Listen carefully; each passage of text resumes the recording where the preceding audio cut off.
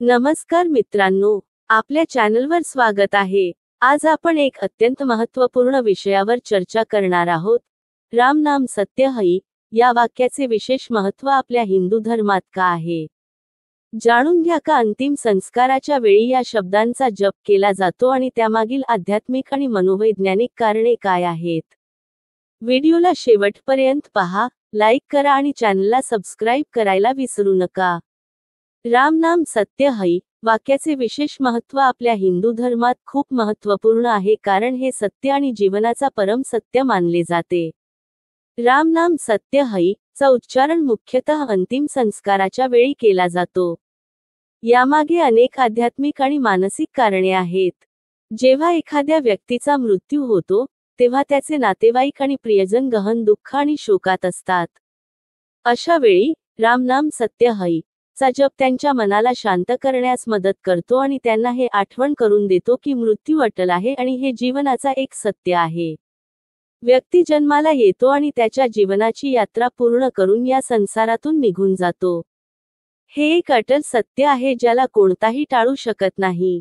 राम नामाचा जप केल्याने हे जाणवते की ज्याचे निधन झाले आहे त्याची आत्मा या संसाराच्या मोह आणि बंधनांपासून मुक्त झाली आहे।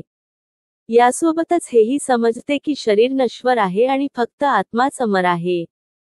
हे नाव त्यांच्या मानसिक शांती आणि धैर्य प्रदान करते जे मृतकाचे प्रियजन असतात। याचा मुख्य उद्देश असा आहे की मृत्यूच्या वेळी व्यक्तीला हे सत्य समजावे की संसारातील सर्व गोष्टी नश्वर आहेत आणि फक्त परमात्म्याचे नावच सत्य आहे। हा जप मृतकासाठी नसून त्याच्या प्रियजना आणि नातेवाईकांसाठी असतो, जेणेकरून ते हे सत्य समजू शकतील आणि जीवनाच्या सत्याला स्वीकारू शकतील। जेव्हा एखाद्याच्या अंतिम संस्काराच्या वेळी राम नाम सत्य है म्हटले जाते, तेव्हा हे आपल्याला आठवण करून देते की आपल्या जीवनात सत्य, धर्म आणि परमात्म्याच्या नावाला महत्त्व द्यायला हवे।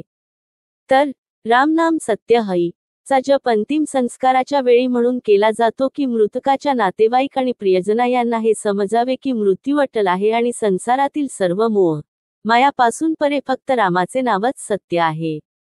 हे त्यांना शांती आणि धैर्य प्रदान करते आणि जीवनाचे खरे अर्थ समजण्यास मदत करते। मित्रांनो, तुम्हाला हा व्हिडिओ कसा वाटला ते कमेंटमध्ये नक्की सांगा। व्हिडिओला लाईक करा, चॅनलला सबस्क्राईब करा आणि आपल्या मित्रांसोबत शेअर करा। पुढच्या वेळी पुन्हा भेटूया एका नव्या आणि विशेष विषयासह। धन्यवाद।